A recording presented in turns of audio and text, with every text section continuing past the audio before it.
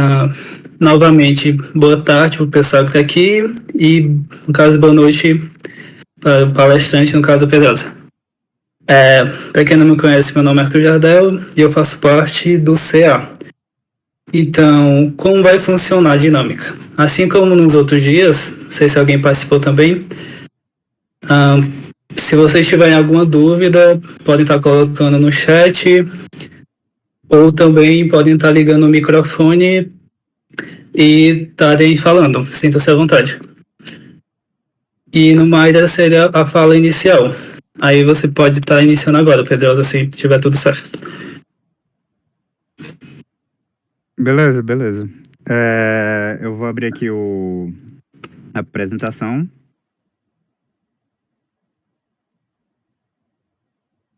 Deixa eu compartilhar aqui a janela com vocês.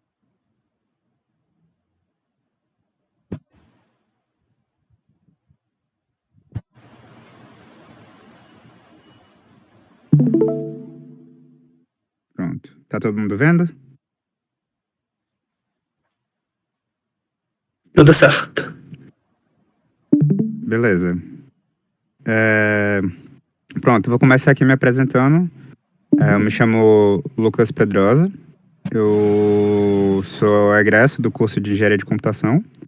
Atualmente eu estou no mestrado em Engenharia Elétrica e de Computação, aí pela UFC também. E me convidaram para dar um mini curso para vocês de Machine Learning. Eu já adianto para vocês que esse vai ser um curso bem introdutório, certo? Eu não vou trazer elementos assim profundos de parte matemática, tudo isso eu não vou fazer isso.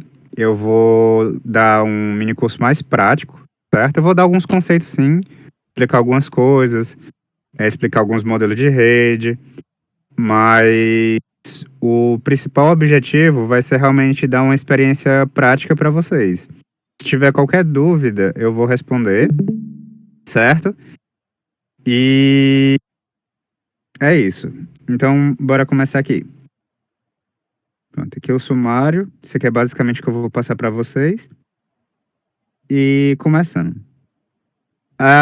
Quando a gente fala de inteligência artificial, um dos objetivos que a gente quer é fazer com que essa inteligência tenha a capacidade de agir como humanos, ou então pensar como humanos, ou pensar racionalmente, ou agir racionalmente. A questão de agir como humanos, a gente pode considerar, por exemplo, o teste de Turing.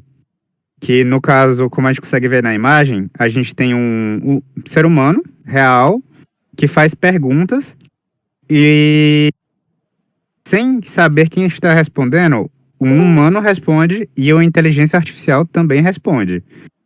O objetivo do humano é conseguir dizer quem é o humano e quem é a inteligência artificial. Então, para a gente conseguir ter esses elementos, a gente precisa ter como características dessa inteligência, né?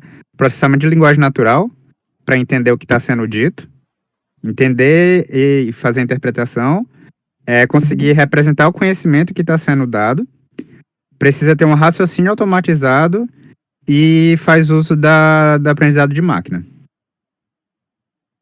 Pensar como humanos, aí a gente já entra um pouco no ramo mais psicológico da inteligência artificial.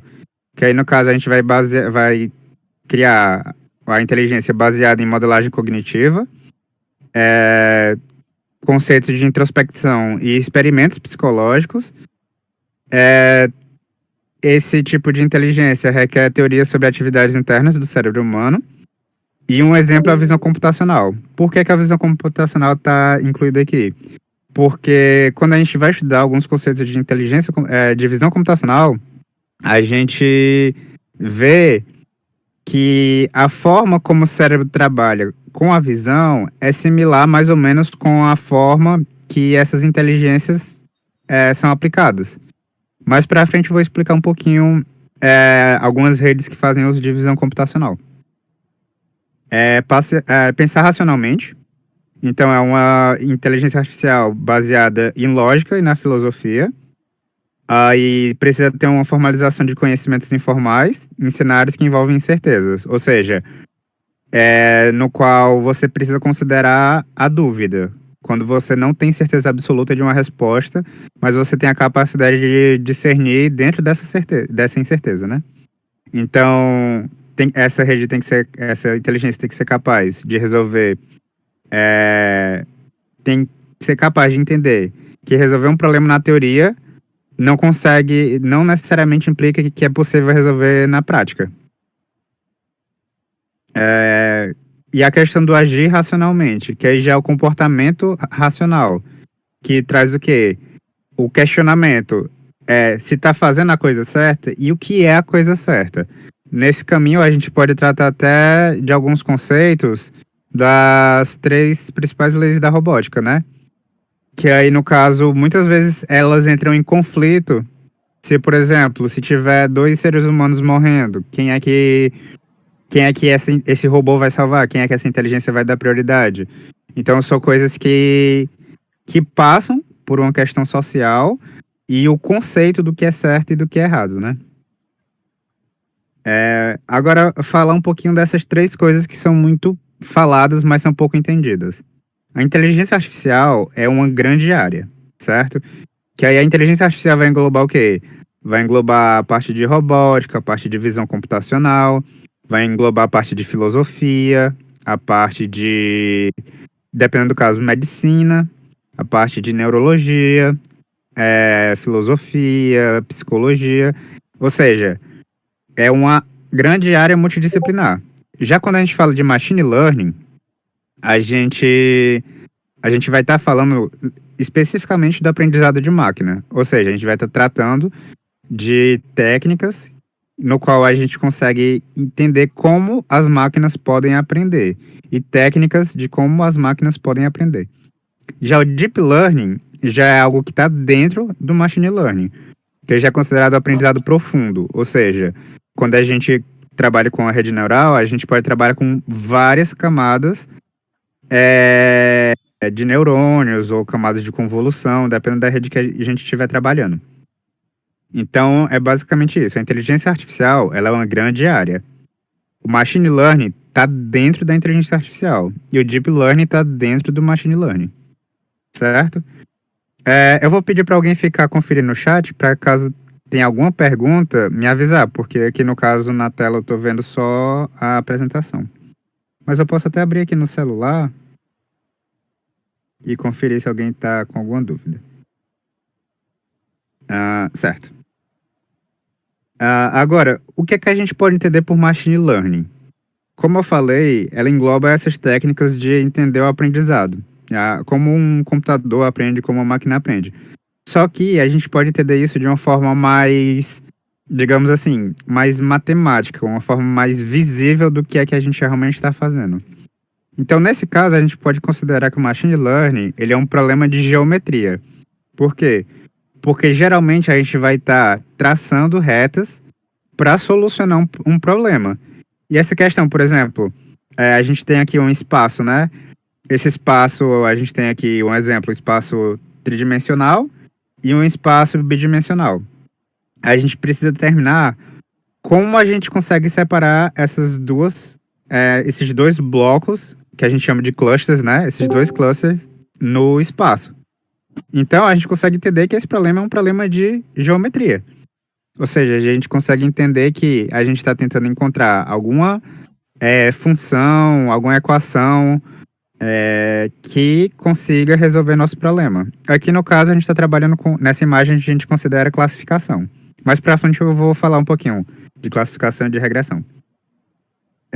E como eu falei, ensinar a máquina a resolver problemas. Ensinar ela fazer com que ela aprenda formas de resolver problemas.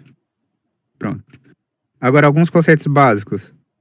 Eu vou falar um pouquinho dos neurônios artificiais, vou falar de algumas funções de ativação que a gente usa, vou falar de tipos de problema, tipos de mídia que a gente consegue trabalhar, tipos de redes neurais e vou falar um pouquinho de underfitting e overfitting.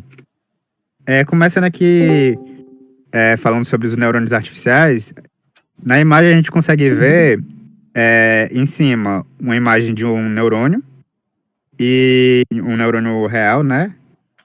E embaixo o nosso neurônio artificial. A gente consegue ver que eles têm algumas características em comum. Então, por exemplo, a gente tem um núcleo, né, do nosso neurônio, que no caso ele trabalha com a soma. Cada parte desse. Pronto. Se a gente pegar esses detritos, cada detrito desse vai estar conectado com algum terminal de outro neurônio. Então, esses terminais eles vão mandar impulsos para cada um desses detritos. Esses detritos, quando eles entram na célula, eles somam. E essa soma, dependendo do valor, ela passa para a saída desse neurônio. Assim como a gente consegue ver também no nosso neurônio artificial. Por exemplo, a gente tem aqui, né? Os valores aqui de x1, x2, x3 até xp. Esses valores são os dados que a gente recebe de alguma instância. Então, por exemplo, esse dado pode ser a altura de alguma pessoa, pode ser peso. Por exemplo, a gente pode querer dizer se uma pessoa tem chance ou não de ter alguma enfermidade, alguma doença, por exemplo, diabetes. Então, a gente pode pegar algumas características como altura, peso, quantidade de calorias ingeridas, características como essa. Essas informações elas vão passar por um peso, certo? Ou seja, um multiplicador, que aí no caso a gente está trabalhando como W1, W2, W3, WP.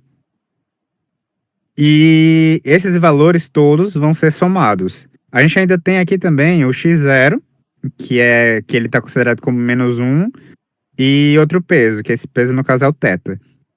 Essa que a gente chama de bias, certo? Esse bias, ele serve justamente para quê? Para a gente garantir que a gente tem um deslocamento para além do zero. Então, se a gente tem uma equação, o coeficiente que a gente coloca para que ele saia de zero a nossa equação, por exemplo, em zero, ele não fica em zero, é o bias. Então, por exemplo, quando a gente tem uma equação de primeiro grau, que é ax mais b, esse b é nosso bias. Ele é o que faz com que nossa função consiga sair do zero, certo? Se a gente tiver o valor zero de todas essas entradas, ela conseguiu ficar fora da nossa origem. Então, tá aqui. Aqui embaixo a gente consegue ver mais ou menos como é essa função. Ou seja, essa estrutura inteira aqui, ela retorna uma função mais ou menos nesse formato, que é W1 multiplicado por x1, mais W2 multiplicado por x2, mais uma quantidade aqui de valores, que depende basicamente da quantidade de entradas que a gente tem, até a gente chegar no nosso bias. Certo? Então pronto. Isso aqui é basicamente a estrutura do neurônio artificial. Esses problemas são mais fáceis de resolver com álgebra linear. Então, quando vocês forem fazer a disciplina, por exemplo, de inteligência computacional, o professor ele vai ensinar isso aqui usando álgebra linear. Pronto. Aqui são algumas funções de ativação que são comuns, né? São funções mais tradicionais, que a gente pode dizer. Principalmente essas três. Essas outras aqui não são muito comuns, mas elas também podem ser usadas. Então aqui a gente tem a sigmoide, a gente tem a tangente hiperbólica, a gente tem a ReLU, que é unidade linear retificada, que é o quê? Qualquer valor abaixo de zero a gente considera zero, e qualquer valor acima de zero a gente considera esse mesmo valor como saída. Aí a gente tem também a Lick-ReLU, que no caso, abaixo de zero, ela é multiplicada por um valor menor. Aqui no caso a gente está mostrando de 0,1. X multiplicado por 0,1 abaixo de zero. Aí tem a função max-out. E a ELU. Essa ELU aqui, para se tiver alguém que é da elétrica, ou tiver alguém que fez alguma disciplina, ou tem interesse de fazer alguma disciplina, ela é um pouco similar com o formato da resposta dos diodos. certo? Só para vocês entenderem. Essa saída aqui, esse U de T, ele vai entrar nessa função de ativação. Então, a gente vai ter esse valor de x aqui, e dependendo do valor de x, a gente vai ter na saída da função de ativação esse valor. Certo? E com isso, a gente consegue trabalhar com esses dois tipos de problema, que no caso a gente tem a regressão e a classificação. Aqui eu trouxe um exemplo de classificação, certo? Que aqui ele quer separar duas classes. Então a gente tem aqui uma classe bolinha e uma classe cruz. Então a gente quer determinar uma reta que separe essas duas classes, certo? Já na regressão, a gente quer tentar encontrar uma curva que se adeque ao formato dos dados. Então, por exemplo, a gente tem uma sequência de duas imagens e aí a gente quer determinar, por exemplo, a velocidade de deslocamento dessas duas imagens, uma sequência de vídeo. E a gente quer determinar a velocidade que foi deslocado de uma imagem para outra. Isso a gente trabalha como uma regressão, certo? Aqui eu trouxe também essa imagem aqui de um cão e de um gato, porque quando a gente trabalha com classificação, a gente também pode classificar espécies. Então, por exemplo, colocar numa rede neural para ela identificar um cachorro e um gato. Então, no caso aqui, ele iria identificar que tem um cachorro nessa região e um gato nessa região aqui. Certo? Pronto.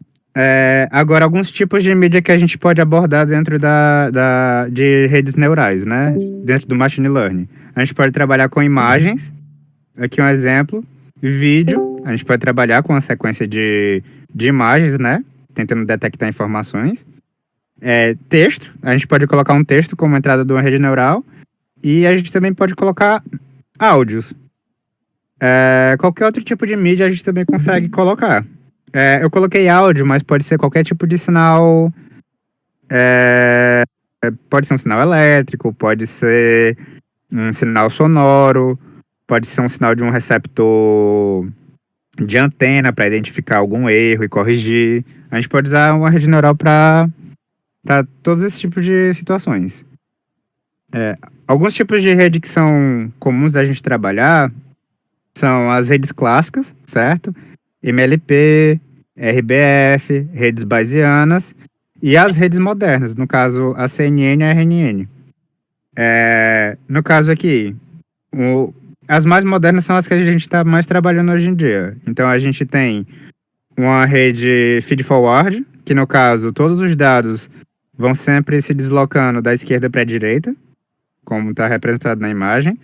E a gente tem as redes recorrentes, que no caso a saída, ela pode voltar como entrada. Então são redes que a gente consegue considerar a saída como um valor para que nossa rede aprenda. Isso pode ser o quê? Por exemplo, uma sequência de dados, um sinal de áudio ou um texto. O ChatGPT, por exemplo. A gente consegue trabalhar dessa forma. Então, os caracteres ou as palavras que entram aqui, elas podem ser consideradas de novo, ou uma sequência, para que a gente consiga ter uma saída mais precisa. Então, quando a gente trabalha com séries temporais, sequência de dados, previsão de algumas coisas, por exemplo, previsão meteorológica, a gente consegue trabalhar com esse tipo de rede. Um caso que eu vou citar aqui também que a gente consegue trabalhar, mas que precisa ser tomado muito cuidado, no caso de predição de bolsa de valores. Então, tipo assim, uma moeda vai aumentar ou vai baixar. Sim, a gente pode usar uma rede recorrente. Só que a gente precisa entender que esse tipo de situação, esse tipo de case, ele depende não só de valores que a gente tem como entrada, valores numéricos. Por exemplo, semana passada teve uma queda, agora vai ter um aumento? Não sei, depende. Para a gente fazer uma rede neural precisa para entender esse tipo de situação, a gente precisa considerar elementos do mercado. Então, por exemplo, se a gente quiser fazer um sistema que tenha uma predição do valor do Bitcoin, a gente precisa levar em conta as postagens e as coisas que o Elon Musk está fazendo. Então a gente precisa considerar as palavras que são ditas sobre o Elon Musk, as coisas que ele fala também, para a gente conseguir treinar uma rede que consiga prever com precisão o valor de uma moeda. Então, quando vocês forem ver algum curso, alguma coisa assim online, falando sobre isso, sobre investimento, bolsa de valor, predição, usar a rede neural para prever investimento, essas coisas, tomem muito cuidado, porque é muito provável de ser falso. Porque são situações que dependem de muitos, muitos elementos no dia a dia. Certo. Eu vou mostrar mais pra frente pra vocês a CNN também, porque é uma rede que a gente trabalha muito, inclusive a gente vai trabalhar com ela nos exemplos que eu trouxe pra gente fazer. Pronto. Agora falando um pouquinho de underfitting e overfitting. A gente tem aqui duas situações, certo? Nessas imagens. Que aqui no caso esquerdo, a gente tem um caso de underfitting, ou seja, a gente tem uma rede que não está se ajustando bem aos dados. Ela está generalizando demais os dados e não está conseguindo encontrar uma curva com um valor mais preciso. Ou seja, a gente está tendo uma curva que tem um erro muito grande. Já no caso do overfitting, é outro problema que a gente tem também. Nesse caso, ele já está capturando muitos ruídos. Então, tem muitas informações aí que elas não são realmente reais. São informações que pode ser ruído de algum sensor ou alguma informação falsa que foi dada, alguma coisa assim. E ele está se ajustando para esses valores. Isso faz com que a gente tenha muito erro também. Então, são coisas que a gente precisa tomar muito cuidado. Que é no caso de tanto do underfitting, ou seja, a gente tem uma rede que ela não tem a capacidade de se adequar bem ao problema. E no caso do overfitting, que é o caso da gente ter uma rede que ela se ajusta demais para os dados de entrada. Ou seja, ela tem uma chance de, se um dado novo entrar, ela não conseguir acertar o valor real desse dado, porque ela está ajustada para os valores que ela foi treinada e não para resolver problemas de forma generalista. Pronto. Agora, algumas das principais aplicações. De novo, né, a questão da regressão, que é conseguir encontrar uma equação que resolva um problema. A classificação de imagens, que pode ser justamente como eu falei do exemplo do cachorro e do gato, identificar elementos que estão naquela imagem. Identificação eu coloquei aqui para a gente considerar, por exemplo, tentar reconhecer se uma pessoa que está numa imagem é a mesma pessoa que a gente quer detectar. Então, tipo assim, a gente tem colocar um caso que pode ser real. Instalar uma câmera na UFC que captura o rosto das pessoas e consegue determinar se aquela pessoa é um aluno, é algum professor e detectar quem é aquela pessoa. Pronto, a gente consegue fazer um esquema de identificação como esse. E eu coloquei também a questão da geração de conteúdo multimídia digital. Que aqui, no caso da imagem, a gente consegue ver que a gente está trabalhando, nesse caso, com uma rede chamada GANs, que é uma rede que serve para gerar arquivos de mídia artificiais, ou seja, não são reais. Nesse caso, ele está gerando uma imagem, uma face, né, que não é real, de uma pessoa que não existe. É o computador que está gerando essa imagem. Pronto.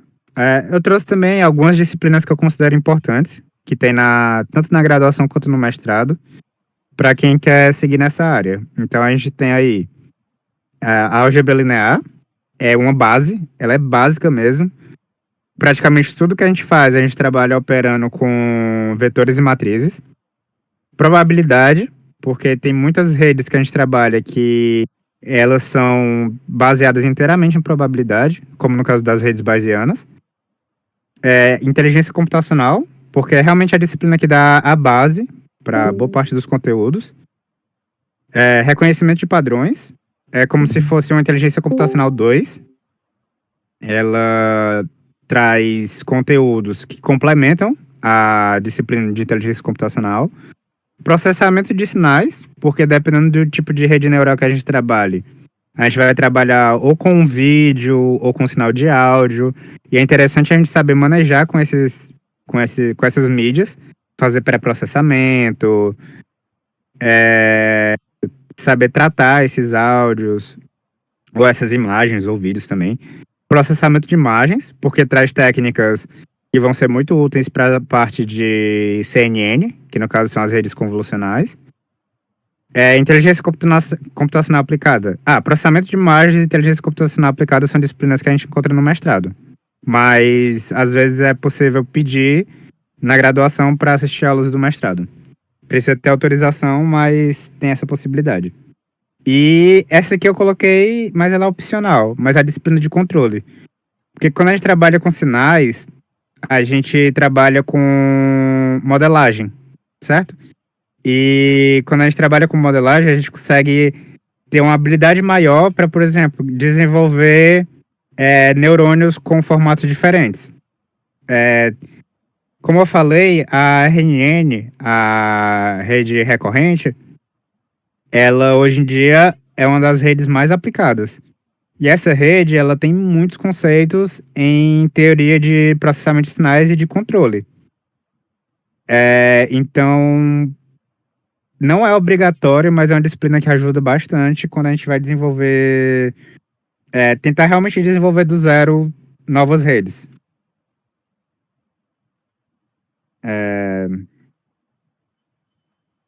Agora, passar para vocês aqui algumas aplicações práticas, certo?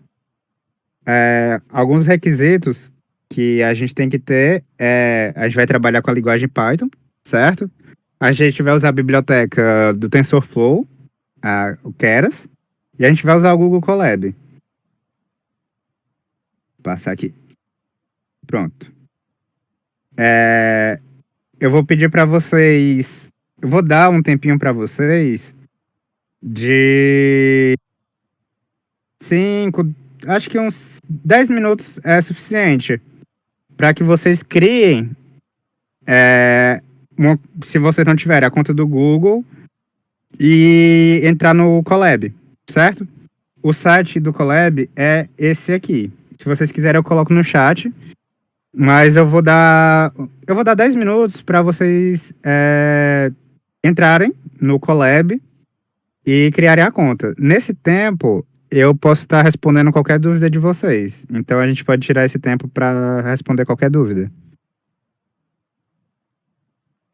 Se vocês quiserem perguntar, podem falar aí no chat ou então abrir o microfone.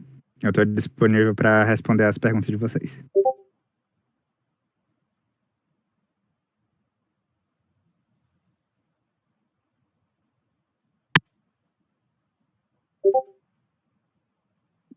O áudio tá um pouquinho ruim. Pera. Eu tô vendo aqui que tá tendo chat aqui. Pronto. Ó, o Davi aqui perguntou quais são as 3 disciplinas que eu considero mais importantes, né? Pronto. Eu posso dizer que, assim, de mais importante mesmo é álgebra linear, que é obrigatória, inteligência computacional, que também é obrigatória, e reconhecimento de padrões. Que aí, no caso, essa é a optativa. Às vezes é um professor da computação, às vezes é um professor da elétrica que dá ela. Mas são 3 disciplinas assim que te dão uma base muito, muito forte. E é interessante que tenha probabilidade também, porque quando vai fazer tanto a disciplina de inteligência computacional quanto a disciplina de reconhecimento de padrões, tem uma parte dela que trabalha só com rede, que trabalha com probabilidade, no caso as redes bayesianas. Eu vi que o Wendel tinha tentado falar, o microfone estava um pouquinho ruim. Se quiser mandar mensagem no chat, a pergunta no chat, eu respondo. Tá cortando um pouquinho, mas tenta falar.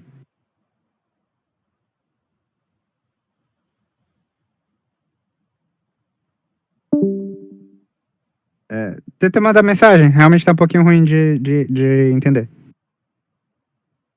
Tem o chat aqui da própria transmissão que dá pra eu ler. Tô com ela aberta aqui. É exatamente isso. Pronto.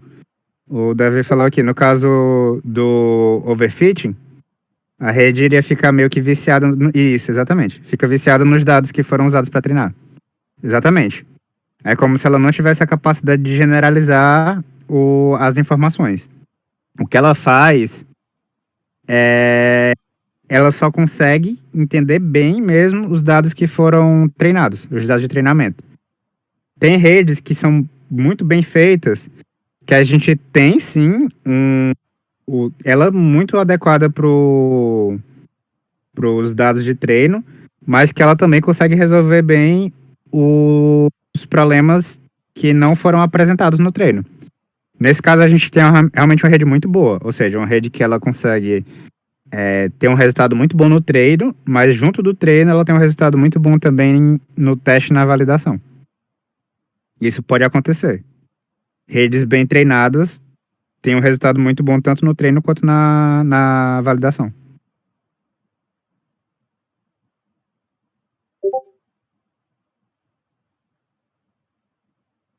Pronto, cara, assim, o bom fit não dá pra falar assim porque depende muito da rede, depende do problema.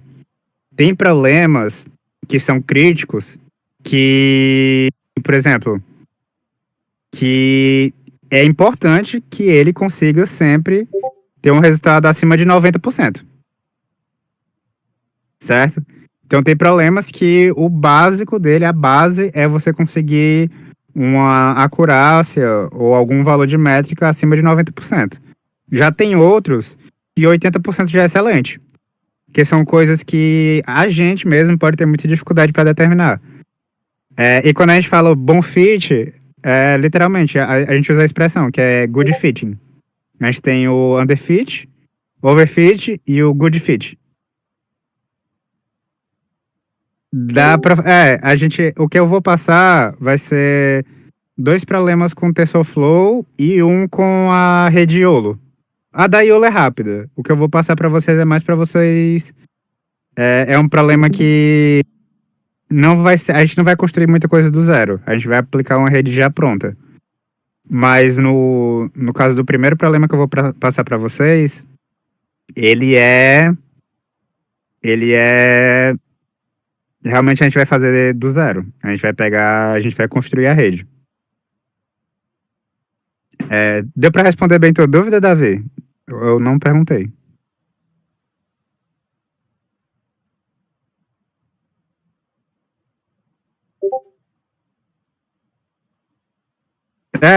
A gente fala good fit. Mas isso depende do problema. Geralmente, como é que a gente sabe se a gente tá com a rede que tá boa ou não? Tem benchmarks, certo? Tem redes, tem artigos, tem trabalhos que a gente consegue ver que ele já dá um valor. Nosso objetivo, quando a gente está desenvolvendo uma rede, é conseguir ter um resultado tão bom quanto o de outras redes, ou melhor.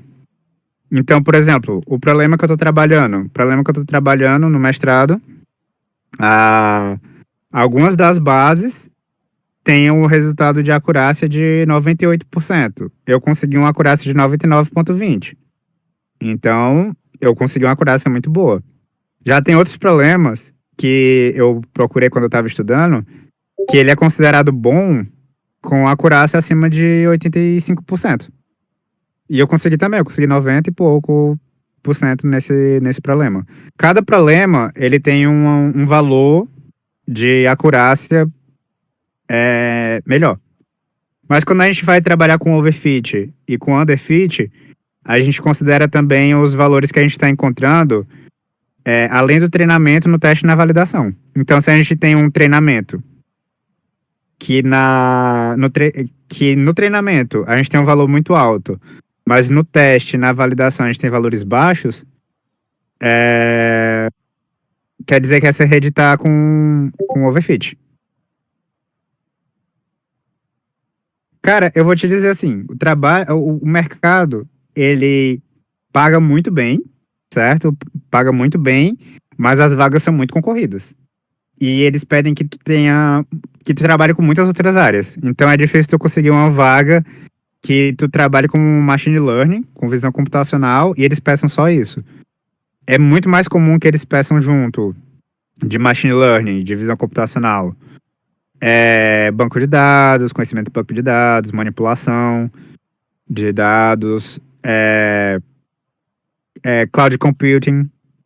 Então, o mercado, ele é bom, ele tem vagas muito boas, é um mercado que paga bem, mas é um mercado que você tem que ser meio que um coringa. Você tem que ter mais habilidades do que só no machine learning. O que é complicado, porque para você ser muito bom em machine learning, demora muito tempo.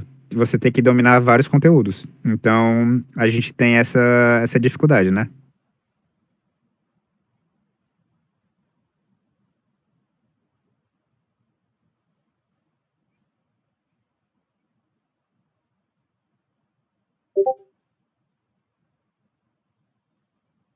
Cara, assim, fazer mestrado e doutorado é interessante porque você consegue vagas melhores. Tem muitas vagas que colocam não como pré-requisito, mas como um diferencial você ter mestrado e doutorado. Tem vagas que você consegue muito mais fácil assim, principalmente fora do país. Fora do país, se você tem um mestrado ou um doutorado que seja na área de inteligência ou de visão computacional, você consegue a vaga bem mais fácil. Eles se interessam mais pelo seu currículo. Mas aí depende. Se você quiser uma vaga no Brasil mesmo, às vezes é mais interessante você ter um currículo bom somando com data science do que data science de forma geral, né? Do que ter a especialização toda com machine learning.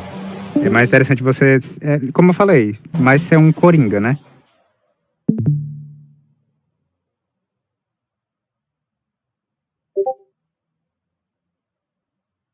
Já, se alguém. Deixa eu só. Eu vou esperar só ver se alguém tem mais alguma pergunta. Se ninguém tiver, eu já abro. No meu caso, eu vou abrir no meu VS, mas eu vou abrir brevemente aqui o Colab só para mostrar para vocês como é que ele funciona. Deixa eu abrir aqui o Colab. Mas eu vou resolver os problemas direto no meu computador, porque a internet aqui não é muito boa. E aí eu confio mais nas coisas rodando direto no meu computador. Mas não tem problema nenhum. Inclusive o Colab, dependendo do caso, ele salva seus projetos. Então, muito difícil você perder. Pronto. Qual a diferença entre data science e machine learning? Cara, machine learning pode ser considerado como algo dentro do data science. De novo, IA pode estar dentro de data science também. É aquele esquema. Quando você trabalha com data science, você tem várias áreas que trabalham com ele. Aí, uma das coisas de data science é a inteligência artificial. Então, quando você vai. Inclusive, se você for fazer um curso de data science, um dos conteúdos vai ser parte de machine learning, ou então inteligência artificial. Se você encontrar vaga de data. É bem mais fácil encontrar vaga de data science do que vaga específica para visão e para machine learning.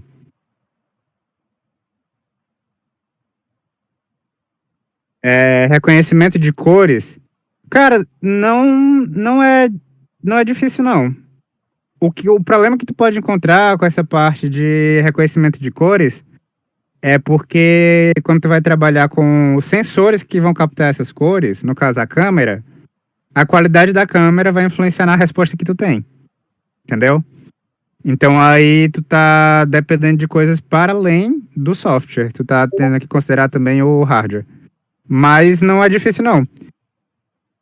Aí tu tem que ver também o que é que tu quer. Por exemplo, tu quer ver a cor de uma cédula? Eu lembro que teve um colega meu quando eu tava no PET, que ele tava fazendo um projeto para fazer reconhecimento de cores em cédulas. Para tentar ser uma das formas de dizer qual era aquela cédula. Ou seja, uma cédula de R$ 10, de 20, de 50, de 100. Ele tava trabalhando para fazer esse reconhecimento a partir de cores.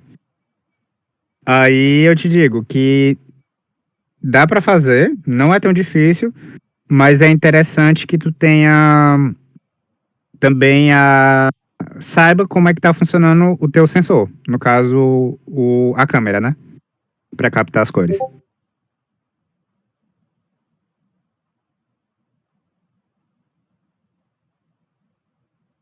Se tu pegar algum arquivo pronto, alguma imagem já na internet, alguma coisa assim, é possível fazer.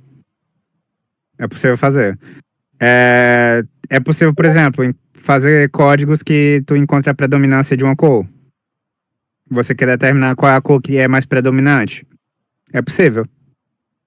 Mas tem alguns esquemas que eles conseguem fazer, por exemplo, extrair o RGB das imagens. Isso tu consegue fazer até sem precisar de machine learning.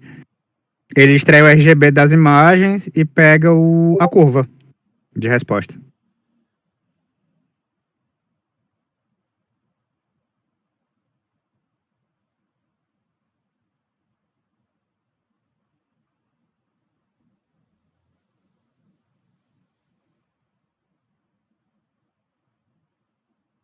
Isso é interessante que a imagem seja de boa qualidade.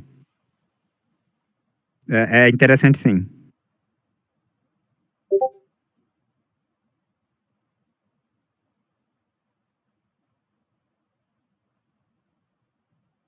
Sim. Inclusive tem alguns algoritmos do próprio CV, do OpenCV, né? Que ele já consegue dar esses retornos. Então, se tu quiser usar Python, tu procura a biblioteca chamada OpenCV, que ela dá que ela trabalha basicamente com imagem e vídeo. A OpenCV ela é específica para imagem e vídeo. E tem muita vaga boa de visão computacional que eles pedem que tu domine a OpenCV.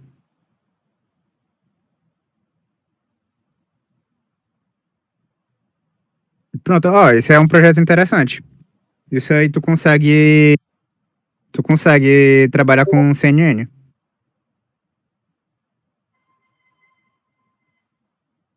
Aí é que tá, você pode usar machine learning para determinar esse tipo de coisa também.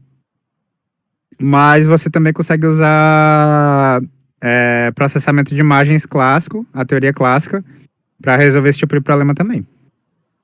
Que aí, às vezes, até, tipo assim, é mais fácil de entender. CNN. Quando a gente trabalha com imagem, com áudio, muitas vezes a gente vai trabalhar com CNN.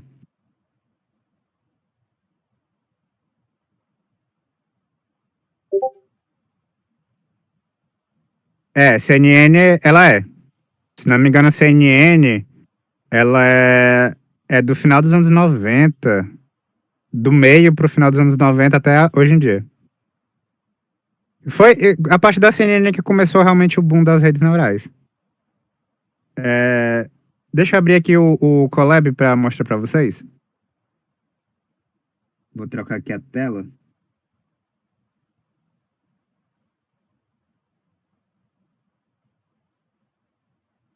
Pronto, vocês estão vendo aqui o Colab. Vou só falar um pouquinho para vocês do Colab. Aí eu já mostro o código. Tudo certo?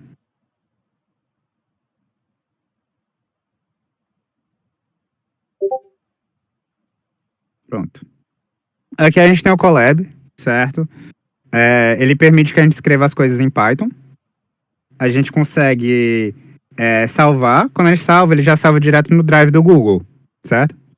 Lembrando, é importante que você tenha conta do Google para poder usar ele. Você sempre vai ter algumas informações aqui.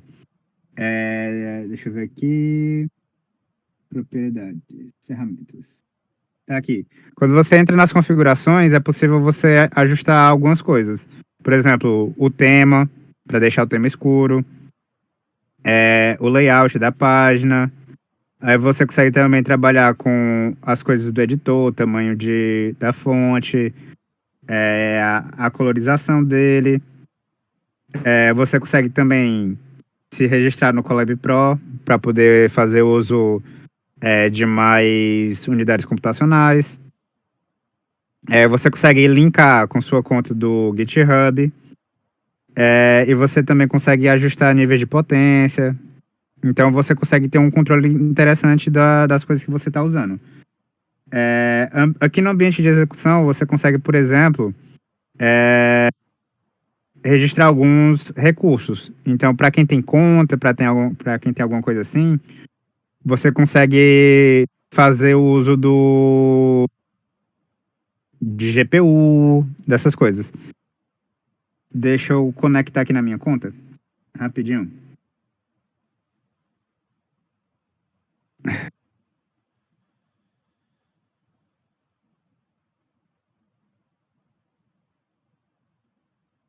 Pronto, tá aqui, tô conectado. Aqui a gente já consegue ver, por exemplo, o consumo de RAM e o consumo em disco.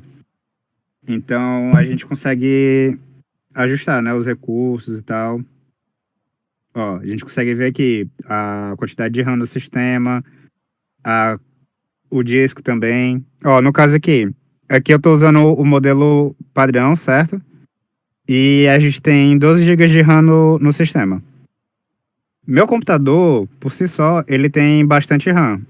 E para alguns problemas é interessante que você tenha isso.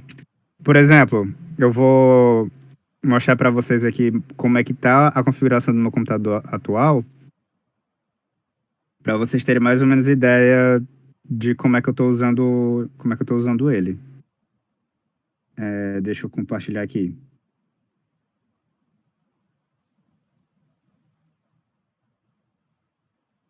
Deixa eu ver se eu vou conseguir mostrar, não sei se o Windows vai autorizar. Pronto.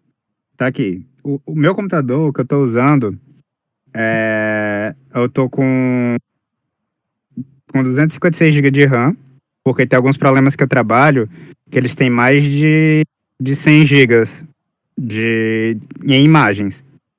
E para rodar as redes neurais eu tô usando uma 4070. Então, dependendo do problema, é interessante que você consiga trabalhar com isso aqui.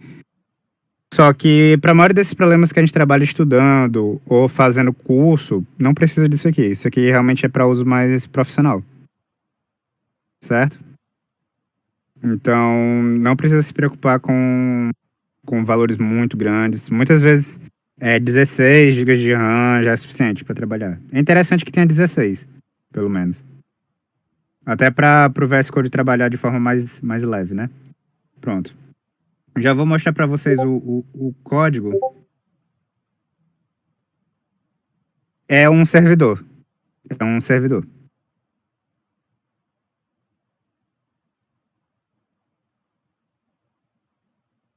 Ok. Esse aqui vai ser o segundo que eu vou mostrar para vocês. O primeiro é esse aqui. Pronto.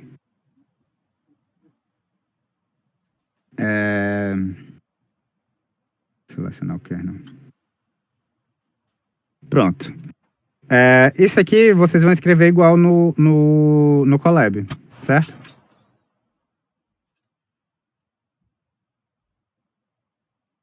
Eu montei um servidor justamente porque eu tô trabalhando com muita coisa pesada.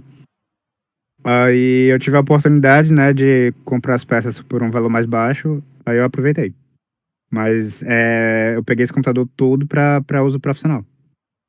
Tanto que esse tipo de computador, por exemplo, para jogo não compensa. Porque como ele tem muita memória, o processador também não é feito para isso, o desempenho não é tão bom. Então, às vezes, você pega um computador mais barato que roda melhor do que esse aqui. Ele é realmente um computador para rodar a rede neural.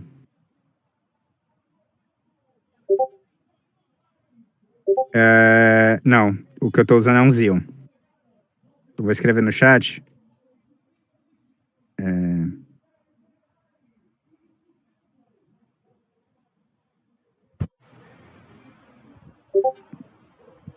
Pronto. É esse o processador que eu tô usando. No caso, eu uso dois dele. É um computador com dois processadores. Mas é esse aí. É o computador que eu tô usando para rodar a rede neural. É tanto que às vezes eu rodo em CPU e rodar na CPU é suficiente. Não, se tiver realmente muito dado, eu preciso rodar na CPU. Porque a memória da GPU não é suficiente para salvar os dados. Mas pronto. Eu vou começar explicando o código. Caso vocês precisem que eu volte o código, é só avisar. Eu estou recebendo pop-up aqui, então eu consigo ver caso alguma mensagem apareça. Então pronto. As bibliotecas que a gente vai usar aqui são a Random, a NumPy, o TensorFlow, o Keras, do TensorFlow, Layers, que é do TensorFlow.keras, Matplotlib.pyplot SPLT e o OS, certo? Isso aqui eu acho que nem vai precisar, não. Mas o interessante, quando a gente estiver trabalhando no Colab e aqui também no VS Code, a gente consegue rodar cada célula. Então, por exemplo, no Colab você também consegue fazer isso. Então, pronto. Eu dei play aqui, ele vai rodar essa linha de código. Então, se você quiser, por exemplo, tem algum erro aqui. Por exemplo, eu vou tirar essas aspas aqui. E eu rodei aqui, ele tá dizendo que a sintaxe está errada. Por quê? Porque tem uma informação faltando. Então, pronto, agora eu corrigi, rodou. Então, caso tenha algum erro no Colab, você consegue corrigir célula por célula. Você não precisa rodar o código inteiro de novo, certo? Então, pronto. Essa primeira configuração que tem aqui é porque eu optei por rodar na CPU. Por mais que eu tenha a GPU aqui, eu optei por rodar na CPU. Então, pronto. Já copiaram essa parte aqui de cima? Eu vou baixar, certo? Qualquer coisa, só pedir que eu suba de novo. Pronto. Aqui eu tô carregando o dataset minish, que é o que a gente vai usar para esse problema. Sim, importante falar qual é o problema, né? O problema que a gente vai trabalhar é uma rede siamesa. A rede siamesa, ela é uma rede que... Tá aqui, deixa eu ver se vai aparecer. Pronto. Ela é uma rede que ela consegue capturar semelhanças, ou seja, elementos em comum entre duas imagens, ou dois áudios, ou qualquer outro tipo de mídia.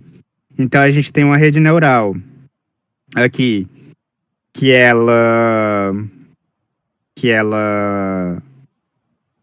fica aqui dentro e ela é duplicada, ou seja, é como a ideia dos gêmeos siameses. Você tem duas redes que compartilham os pesos, certo? E esses pesos, duas redes iguais com os mesmos pesos, se tu colocar duas imagens, a saída delas vão ser iguais. Então, se eu tiver aqui duas imagens diferentes, elas vão gerar um vetor de características, certo? E esse vetor de características a gente passa por um algoritmo de distância, pode ser distância euclidiana. E a partir desse a gente joga em um neurônio, e esse neurônio vai tentar determinar qual é a classe. Ou seja, se são duas imagens de uma mesma pessoa, duas fotos de uma mesma pessoa, se são duas pessoas diferentes, por exemplo. Então, nesse caso, a gente consegue trabalhar com semelhança entre duas imagens, certo? A gente vai trabalhar com a base de dados Minish, que são caracteres numéricos escritos à mão. E a rede que a gente vai usar vai ser um tipo de rede siamesa, certo? Pronto.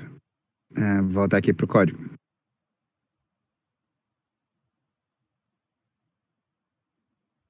Pronto. Essa linha aqui a gente vai usar para carregar o dataset, certo? O Minist. E nesse caso a gente vai ter o quê? A gente vai ter a separação dele dos dados que são usados para treino e para validação. E aqui as classes usadas no treino e na validação. E o X e o Y de teste, ou seja, os dados as imagens, né, de teste e as labels, né, as classes desses testes, dessas imagens. A gente transforma esses dados em float. E aqui a gente já começa a determinar algumas características da nossa rede neural. Então aqui a gente vai determinar o número de épocas. Dependendo do problema, você precisa de mais ou menos épocas. Problemas fáceis de resolver, poucas épocas são suficientes, certo? Isso, são imagens. Eu vou até descer aqui para mostrar para vocês. Essas aqui são algumas imagens que a gente tem nesse dataset. são imagens de números escritos à mão. E a gente quer detectar se são números iguais ou números diferentes.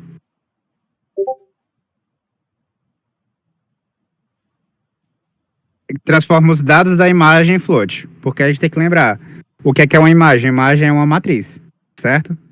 A imagem é uma matriz de dados.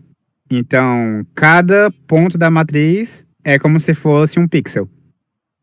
Então, uma imagem em RGB ela é gerada por 3 matrizes que são somadas. Cada matriz é representada por uma cor. Então, a gente tem a matriz do vermelho, uma matriz do verde e uma matriz do azul. Nesse caso, a gente está trabalhando com a imagem que ela é preta e branca. Então, a gente tem dentro da imagem... Eu agora não lembro se é preto e branco ou se é tons de cinza, deixa eu conferir. É preta e branca. Então, a gente tem dados nela que são 0 ou 1. Inclusive, é por isso que a gente está transformando em float, porque os dados são 0 ou 1. Ok. Então, cada ponto dessa matriz é um pixel. Certo? E cada elemento dessa matriz é um valor numérico. No caso, 0 ou 1. Porque é preto e branco, então a gente tem... Eu não tenho certeza se é, mas 0 para preto e 1 para branco. Aí pronto. Aqui a gente determinando os valores, né? O número de épocas.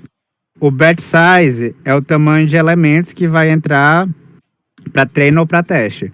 No caso aqui eu coloquei 16, mas para quem tem computadores melhores, você consegue colocar um valor de batch size maior, que é a quantidade de dados que vai ficar armazenado na sua memória no caso, né, a quantidade de imagens que vai ficar armazenada na sua memória para treinar a rede, sem precisar ficar trocando nem dar excesso de memória. Se você colocar um valor muito alto no batch size, ele dá problema de memória. Então é interessante você começar assim, com valores um pouquinho consideráveis e reduzir. Na hora que ele funcionar, você já pode deixar esse valor. Aqui eu deixei esse valor mesmo porque é um valor padrão da maioria das redes que eu vi. A maioria das redes eles colocam 16 ou 20 no batch size. E o margem aqui é para o algoritmo de perda que a gente vai usar para treinar a nossa rede. Aqui a gente treina, a gente divide, né, os nossos dados entre treino e validação, certo? E deleta as variáveis xtrain val e ytrain val, certo?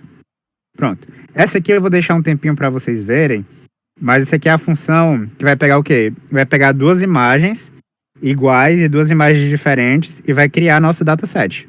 Então, o dataset que a gente coloca dentro da nossa rede neural, ele é composto por 2 imagens. Cada instância são 2 imagens. 2 imagens e a classe, né? Então, as 2 imagens podem ser, no caso, como são números, pode ser 2 números zeros, ou então um número 1 e um número 7.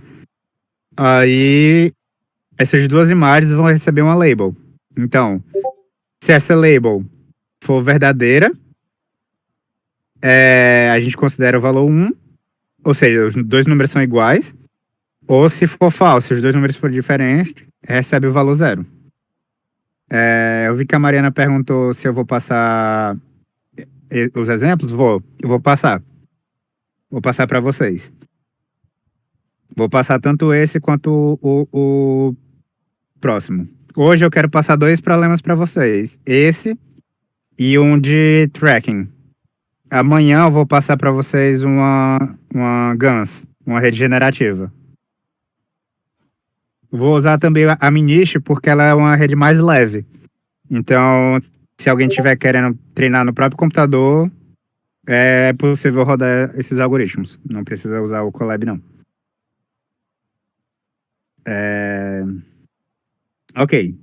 Então, a gente usa essa função para pegar o número de classes, ou seja, o número de números diferentes que a gente tem, que no caso é de 0 até 9, e vai gerando o nosso dataset, certo? Mas mesmo assim, eu acho interessante quem puder estar copiar também. Até para ver executando em tempo real no Colab, é interessante. Aí aqui a gente tem o quê? A gente tem os dados que a gente vai ter, né? Que no caso são os pares e as labels, né? A classe desses dados, se são duas imagens iguais ou duas imagens diferentes. Que faz com que a gente tenha o quê? A gente tenha duas classes. E a gente faz isso para cada um, ou seja, para o treino, para a validação e para o teste. Então a gente vai criando pares para cada um desses. Aqui a gente faz separação dos dados. E aqui é o nosso algoritmo para fazer a visualização. Então, isso aqui a gente vai usar justamente o Matplotlib, o PyPlot, e vai gerar subplots. Para quê? Para que a gente consiga ter saídas nesse esquema aqui. Então, a gente vai ter o quê? A gente vai precisar ter os pares, o label de cada um desses pares. Aqui a gente determina a quantidade de imagens que a gente vai apresentar, o número de colunas, se é ou não uma predição e se é ou não um teste. E aqui a gente faz a divisão, né, do número de dados que a gente quer mostrar para o número de colunas que a gente tem. Para determinar justamente o número de linhas. Então a gente gera esse código aqui todinho, basicamente para conseguir fazer esse tipo de visualização. Eu vou colocar para rodar o código inteiro, para vocês darem uma olhada. Deixa eu chegar até aqui. Vou deixar aqui para vocês irem vendo. Pronto. Então a gente tem aqui, ó, por exemplo, dois números 5, certo? Um número 5 e um número 9. Aqui um número 0 e um número 0, considerado como iguais. E um número 0 e um número 2, considerados diferentes. Aqui a gente também tem. Aqui a gente fez para o treino. Aqui para validação, os dados de validação. E aqui os dados de teste. Pronto. Aqui é que a gente começa a observar realmente como é que é nossa rede neural. Então, como é que a gente está desenvolvendo ela? Aqui a gente está definindo uma função para calcular a distância euclidiana. E nossa rede neural mesmo, ela é essa parte aqui. Certo? Então, a gente vai ter a entrada. Cada imagem dessa é uma imagem de 28 por 28 e uma dimensão só. Ou seja, a gente tem imagem de 28 por 28 com apenas um dado do valor, né? Que é o quê? Se fosse, por exemplo, RGB, aí a gente teria 28, 28, 3. Porque seriam 3 matrizes de 28 por 28. Aqui a gente tem uma matriz só de 28 por 28. Certo? Então, essa camada aqui, a gente faz a normalização dos dados. Faz a normalização por lote. Se não me engano, essa normalização é a normalização Z-score. Mas tem vários tipos. A gente pode pegar os dados e determinar entre 0 e 1. Isso vai depender realmente do problema que a gente tem. Cada normalização pode ter um ajuste melhor, dependendo do problema que a gente está resolvendo. Aqui a gente vai trabalhar com a camada de convolução. Ou seja, é uma camada que vai passar um filtro. Vocês já viram... para quem já trabalhou com Photoshop, já fez alguma coisa, aqueles pincéis ou aqueles efeitos tipo blur, os próprios efeitos do Instagram para borrar a imagem, qualquer coisa assim, aquilo são filtros. Aqui são filtros gerados aleatoriamente, e essa camada está com 4 filtros com um tamanho de 5 por 5, ou seja, a gente vai passando esse filtro de 5 por 5 ao longo da imagem inteira. E a gente tem uma função de ativação que é a tangente hiperbólica. Ou seja, a gente vai ter valores entre -1 e 1, dependendo da saída de cada um desses pixels. Certo? A gente vai ter o pooling. O pooling serve para reduzir o tamanho da imagem. Ou seja, se a gente tem um tamanho de imagem 28 por 28 e a gente passa um pooling de 2 por 2, a gente vai reduzir essa imagem em 1/4.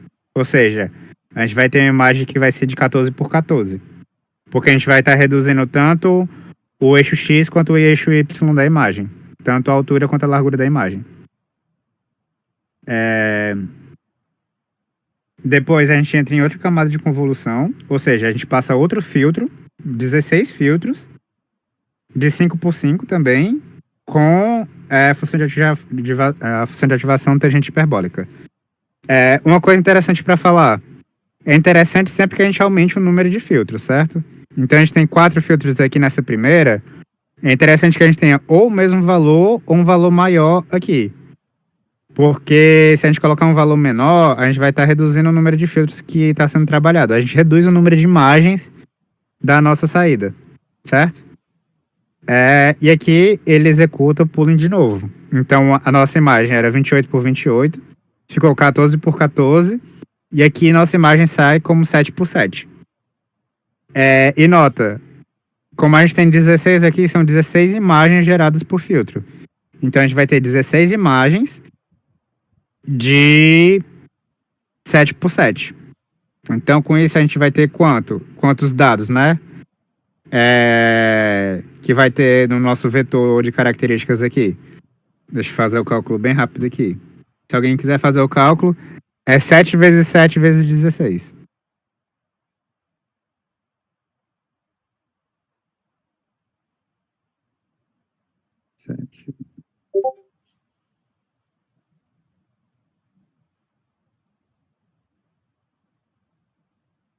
Pronto, eu fiz o cálculo aqui, ó.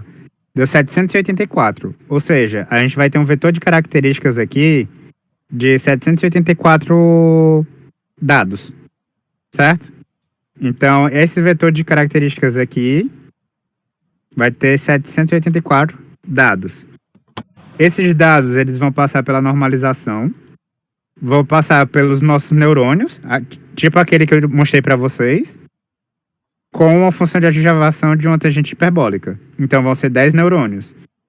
Ou seja, cada um desses 784 dados que estão aqui entra em cada um desses neurônios, que vai fazer o quê? Que vai fazer uma soma. Eles vão ser ponderados e vai passar por uma soma. Essa soma vai ser a saída do nosso neurônio, que vai ser tratada por uma função de ativação. Então a gente vai ter 10 saídas aqui, certo? Então, no final dessa camada aqui, que é dessa que a gente chama aqui de Embedding Network, aí a gente vai ter uma saída de 10 dados. Então, a gente entra com uma imagem de 28 por 28, faz a normalização, aplica 4 filtros, aqui vão virar 4 imagens de 28 por 28. Essas imagens vão passar pelo pooling. Então a gente vai ter 4 imagens de 14 por 14, que vai entrar nessa convolução de novo. Ou seja, a gente vai gerar mais imagens. Vão ser 16 imagens de 14 por 14, que passa pelo pooling de novo, que vão ser 16 imagens de 7 por 7. Essas imagens de 7 por 7 vão se transformar num vetor só, ou seja, no lugar de serem imagens, elas vão ser tornadas em um vetor unidimensional. E esses vetores vão passar por uma normalização de novo. E a partir daí a gente entra na nossa, que a gente chama de camada totalmente conectada, certo? Que vão ser 10 neurônios. E cada neurônio desse aqui vai ter uma saída. Então, de 28 por 20, uma imagem de 28 por 28, a gente vai ter 10 saídas aqui, certo? Deu para entender bem, mais ou menos, como é que funciona essa parte aqui? Não é tão intuitivo assim, à primeira vista, mas conforme você vai vendo, vai se tornando mais simples.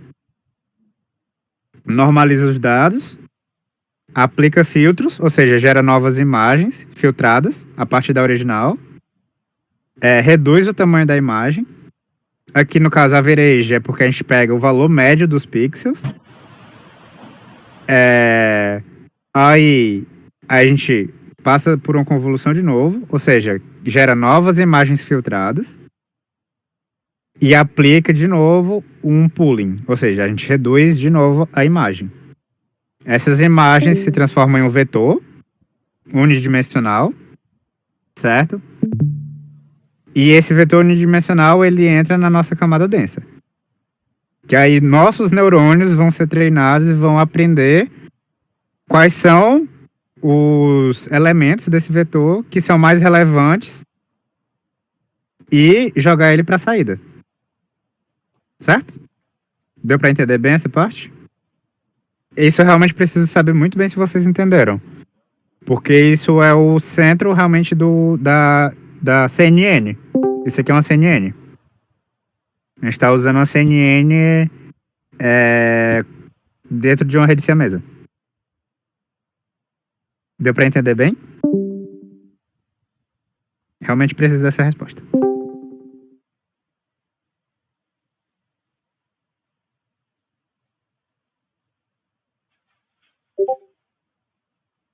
Consigo. A gente vai ter uma imagem, certo? Essa imagem vai ser filtrada e vai gerar uma nova imagem. Por exemplo, se a gente aplica o blur em uma imagem, a gente embaça uma imagem, a gente está aplicando um filtro nela, certo? Então, a gente gera uma nova imagem a partir da imagem original. Essa parte ficou ok? Pronto. No caso, a gente pega vários filtros diferentes. Pode ser um filtro de blur, pode ser um filtro para capturar baixa frequência, alta frequência, diagonais de imagens. Pode ser várias coisas que a gente consegue capturar aí.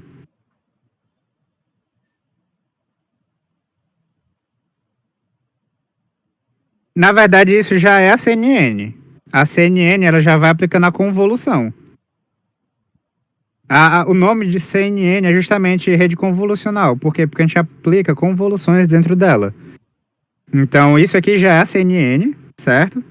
A gente pega a imagem, coloca ela dentro da CNN, extrai as características dessa imagem a partir dos filtros e reduz o tamanho da imagem.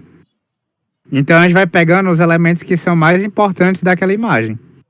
No caso, pode ser diagonais, pode ser formato de um olho, pode ser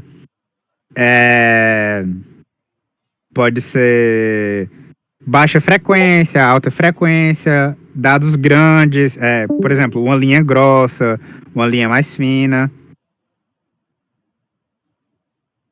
Isso, no caso, a própria rede aprende a melhor forma de fazer isso, porque esses filtros eles são treinados.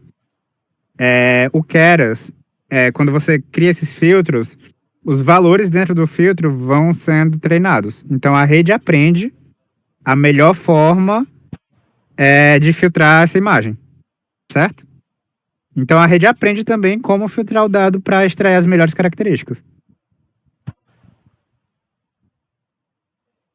E a imagem vai sendo reduzida para diminuir a quantidade de dados. Porque se você for pegar os dados originais, bora supor 16 filtros, a gente já considerou uma imagem 7x7 e já deu 784 dados. Então, se a gente pegar uma imagem que é muito grande, com muitos filtros, a gente vai ter uma quantidade de dados muito grande e vai ser muito difícil treinar a nossa rede. Então, esse foi a maior evolução da CNN. Foi conseguir extrair características de uma imagem sem precisar de um humano para fazer isso e reduzir o tamanho da imagem. Ou seja, você reduz a dimensionalidade.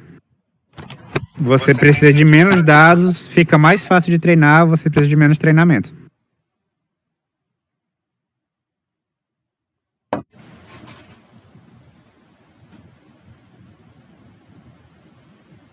Mas é basicamente isso. Você gera filtros, você extrai características da imagem, você reduz o tamanho da imagem e você coloca isso dentro de um classificador.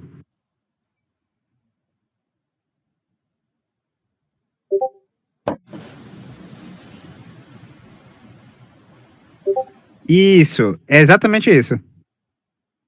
Eu estou usando a Minish para os dados da Minish para treinar a rede neural. É exatamente isso. Perfeito. Perfeito. Vou continuar aqui. Qualquer dúvida pode perguntar, sem problemas. No caso, como a gente está trabalhando com a rede siamesa, ela tem duas entradas, ou seja, são duas imagens. Então a gente vai ter o quê?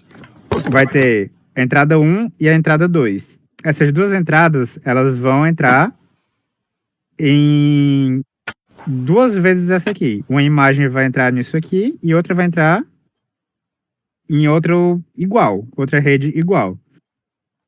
A saída dessas duas redes aqui, ela vai entrar em um algoritmo de distância, euclidiana, no caso.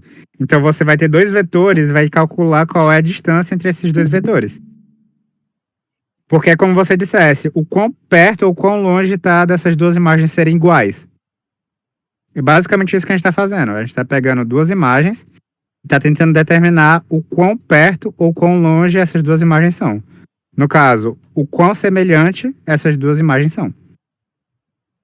Então a gente aplica a normalização e a gente coloca um neurônio aqui de apenas um neurônio. É suficiente. Que é justamente para retornar 0 ou 1. No caso, ele vai retornar algum valor entre 0 e 1. Ou seja, qual a probabilidade dessas duas imagens serem iguais ou diferentes.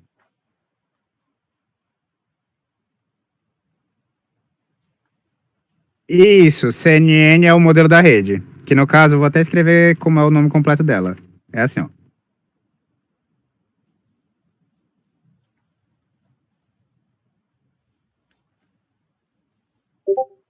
Pronto. É basicamente isso.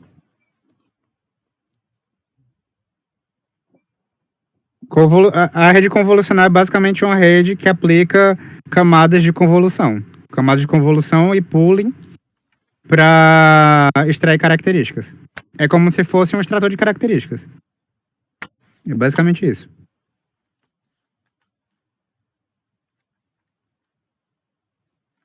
Certo?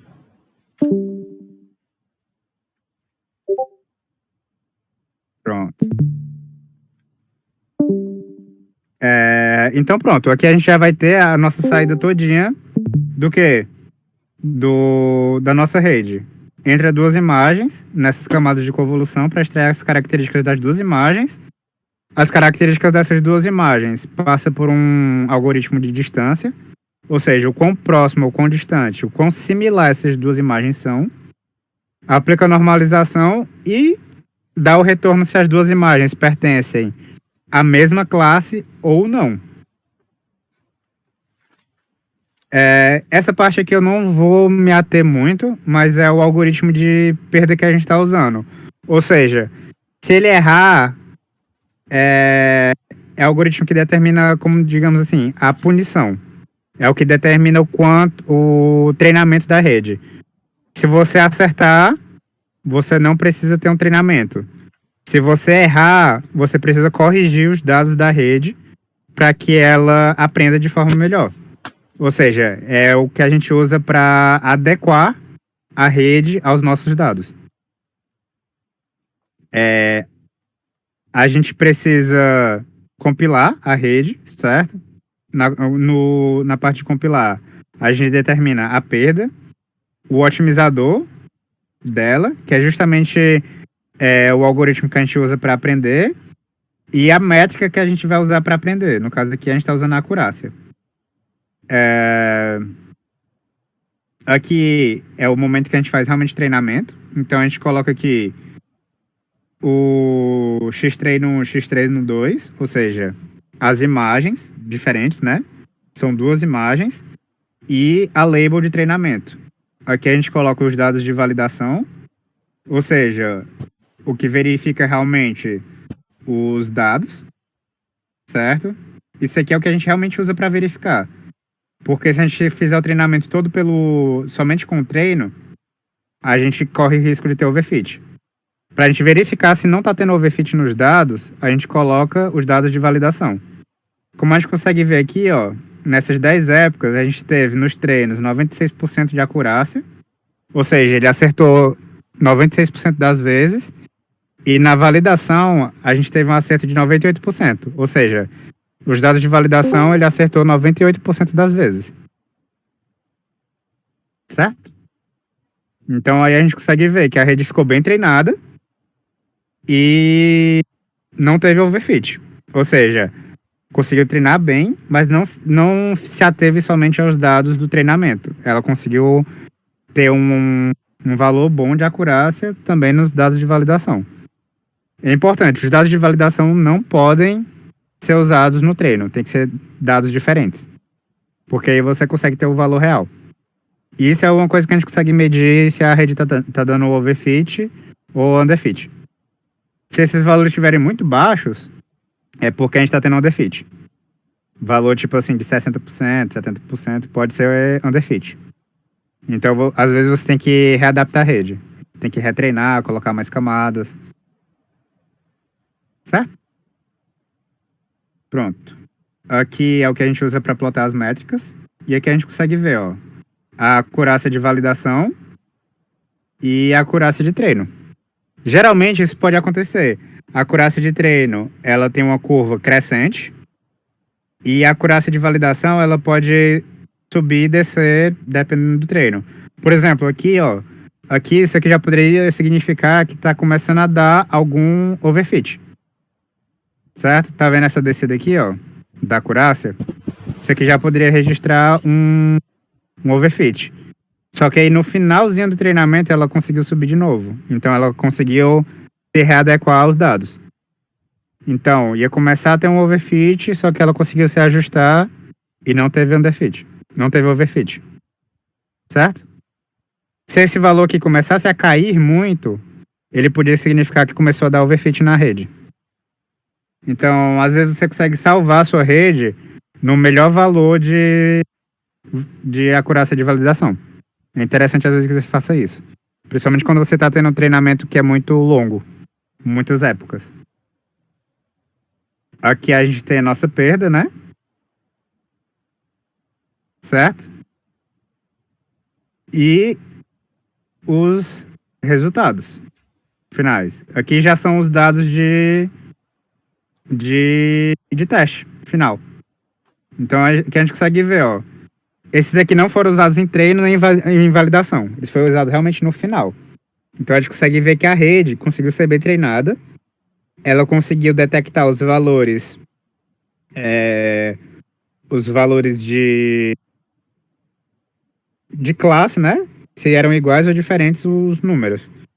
Isso aqui você pode usar, por exemplo, você tem um número anotado à mão e você quer que a rede neural reconheça qual é esse número. Então você pode usar isso e você pode determinar a classe. Por exemplo, esses dois aqui são iguais. Então pronto. Bora supor que esse aqui é a imagem nova. Eu tenho essa imagem aqui no banco de dados, essa aqui é a imagem nova. Então eu jogo essa imagem, ele vai dizer, essa aqui é igual a essa aqui, qual é a classe dessa aqui? A classe dessa aqui é o número 7. Então, esse aqui é o número 7 também. Porque esses dois são similares. Você pode fazer isso também com o rosto. Então, você tem o rosto de duas pessoas e você tem o nome daquela pessoa. Você coloca, essas duas pessoas são iguais? São. Então, se essas duas pessoas são iguais, então o nome dessa pessoa é igual ao nome dessa pessoa. Você consegue usar isso para reconhecimento facial. Certo?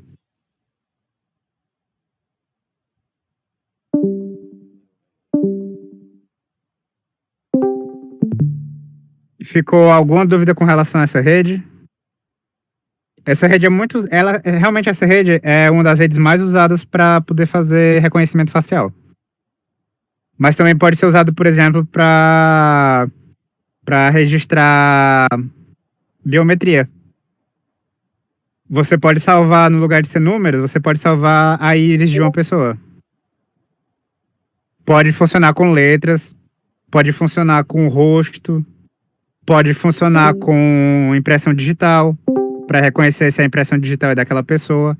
Você salva um banco com a impressão digital da pessoa, ou com a impressão digital de várias pessoas, e com o nome daquela pessoa que tem aquela impressão digital. Então, na hora que você coloca a impressão digital na máquina, ela vai capturar no banco de dados qual é a impressão digital que mais parece com aquela e vai retornar o nome da pessoa. Você consegue fazer isso.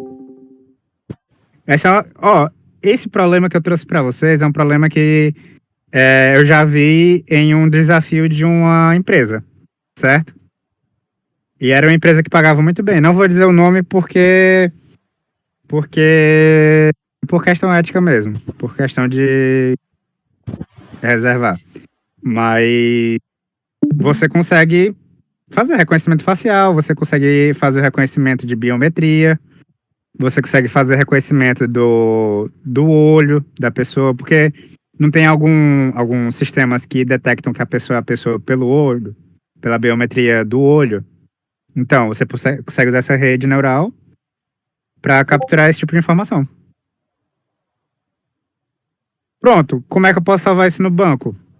Eu coloco cada nome cada foto de uma pessoa em uma pasta com o nome dela. Então você consegue fazer a busca em todas as pastas, captura qual é a foto que mais parece com a foto daquela que você quis testar e você retorna o nome da pasta, por exemplo. O nome da pasta é o nome da pessoa. Então, em qual pasta está salva aquela pessoa? Então você tem duas imagens. Você consegue identificar a mesma pessoa, tira uma foto, procura no banco, essa pessoa. Qual o nome da pasta? A pasta é o nome, sei lá, João. Então o nome da pessoa é João. Então aquela pessoa é o João. Isso é uma forma. Isso, exatamente. Você pode salvar as imagens a partir de uma pasta. Aqui a gente já usou um dataset pronto. Mas você também pode gerar um dataset a partir de imagens no seu computador. Depois eu até quero que vocês tentem fazer isso. Tentem pegar fotos de amigos, fotos do Google Fotos, colocar numa pasta e tentar desenvolver esse mesmo algoritmo para tentar identificar, tirar uma foto nova e tentar identificar quem é a pessoa. Provavelmente o algoritmo que o Google Fotos usa é esse, para identificar quem é a pessoa que está na foto.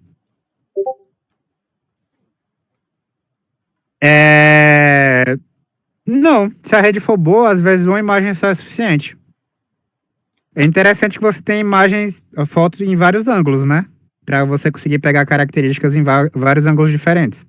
Então, tipo assim, o rosto em perfil, o rosto de frente, de lado, em diagonal. É interessante você ter essa variedade. Porque você está dando mais dados para sua rede, né? Para sua rede aprender. E o interessante, depois disso, você não precisa treinar a rede de novo. Você consegue usar a rede já treinada só para ficar detectando. Então ela não fica pesada, fica uma rede super leve. Inclusive, se você quiser embarcar isso e colocar em um sistema IoT, é possível. Você treina no computador, embarca num sistema embarcado e pronto. Você consegue usar a câmera, por exemplo,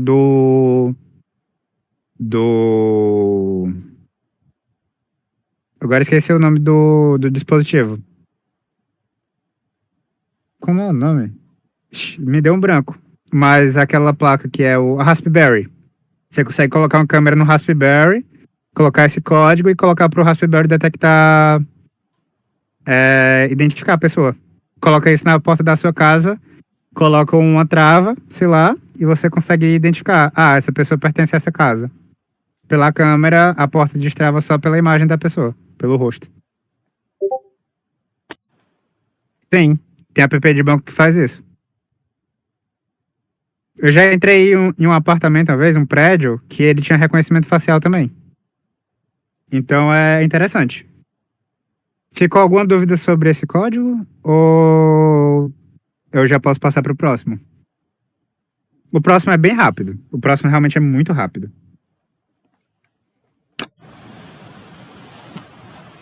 O próximo código é bem pequeno, inclusive.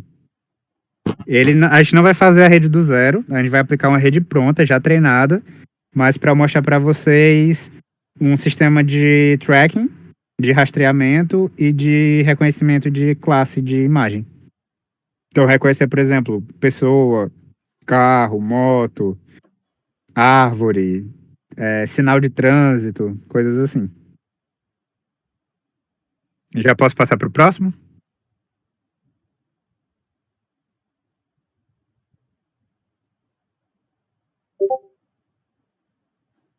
Pronto. Então pronto. Qualquer coisa, se tiver alguma dúvida, eu volto. Os dois códigos estão um do lado do outro. Eu posso fazer isso. No caso aqui, eu peguei um vídeo de exemplo. Vou ver se eu consigo compartilhar no chat com vocês esse vídeo para vocês usarem nesse código. Deixa eu ver se eu consigo jogar aqui.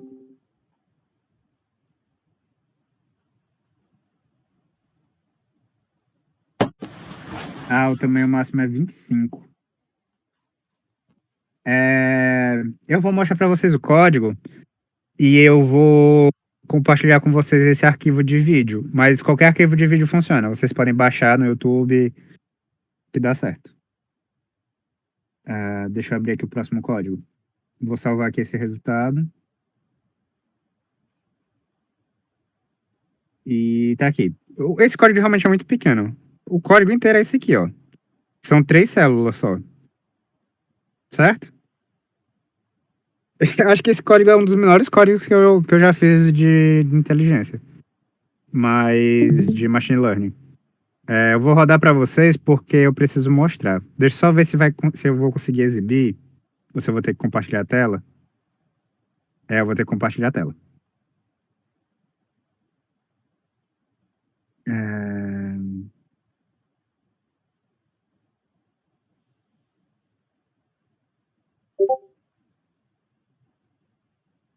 Isso, tô usando o OpenCV e a YOLO, que é uma rede neural já treinada.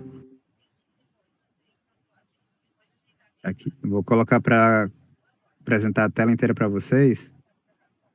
Tá aqui. Ok. Essa rede, eu vou mostrar logo o resultado final dela. Ela consegue capturar os IDs de cada um, certo? E consegue detectar qual é a classe. Então você consegue ver, ó,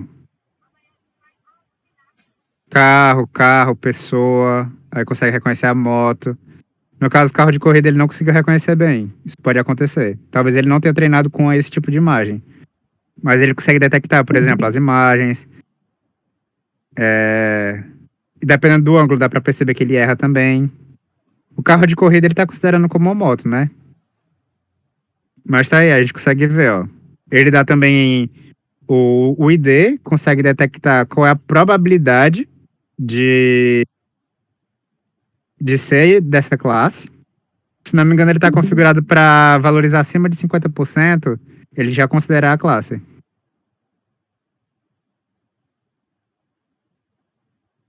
Então a gente consegue, ó. Ele consegue fazer tanto criar, né? O bound box, ou seja, consegue reconhecer a estrutura inteira da pessoa, o quadro em que a pessoa se encontra, consegue reconhecer o quadro em que o veículo se encontra também, e ele consegue fazer o rastreio. Então, se no vídeo tiver se deslocando, tiver se movendo, tiver andando de um lado para o outro, ele consegue fazer o mapeamento do caminho percorrido.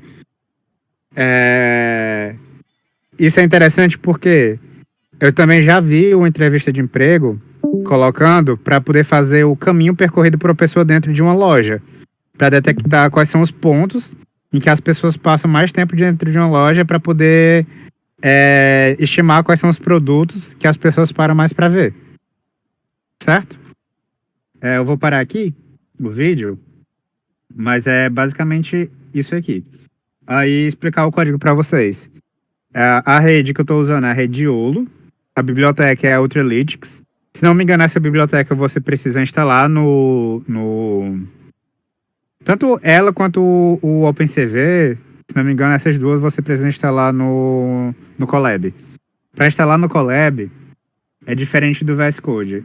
Aqui no VS Code você coloca assim, pip install Ultralytics. No VS você coloca assim. No Colab você coloca nesse formato aqui, com ponto de exclamação.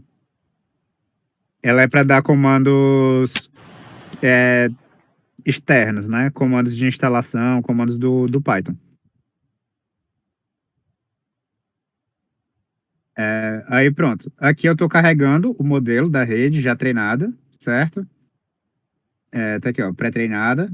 Aí aqui eu estou usando o OS, a biblioteca OS, para poder capturar a pasta que tá os arquivos. E pronto. Aí eu uso a OpenCV para pegar o vídeo e coloco para ele detectar frame por frame as classes, certo? Então aqui a gente consegue fazer o rastreio e a classe dos objetos frame a frame. Ou seja, a cada frame ele detecta, ele procura quais são os elementos que estão no vídeo e o deslocamento percorrido por esses elementos. E ele vai fazendo isso de imagem por imagem. Você consegue mapear o caminho percorrido também. Certo? E essa aqui, pronto, isso aqui já é a rede. Essa aqui eu tô mostrando mais mesmo para vocês verem o exemplo. Deixa eu compartilhar aqui de novo o VS. Pronto.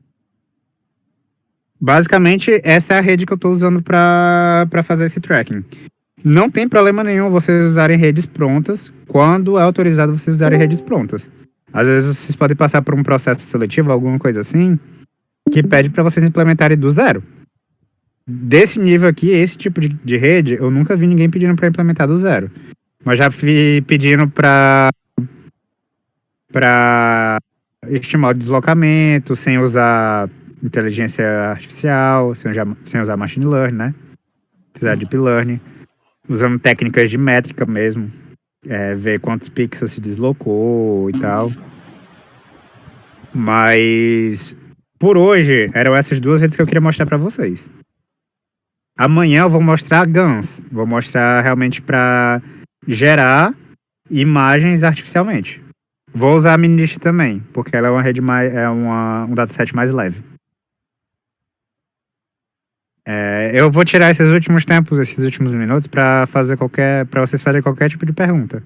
Esse aqui é um case realmente que é bem mais simples, não de implementar, mas é um case mais simples de apresentar para vocês, porque já é realmente um exemplo pré-treinado, é um exemplo pronto, mas que vocês podem usar para os problemas de vocês.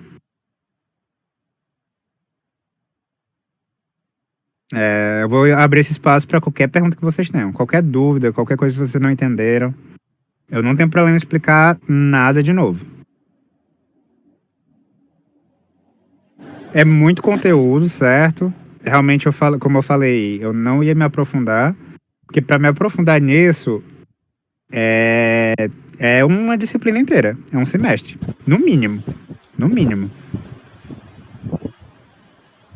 Mas as dúvidas que vocês tiverem assim das coisas que eu apresentei, vocês podem perguntar.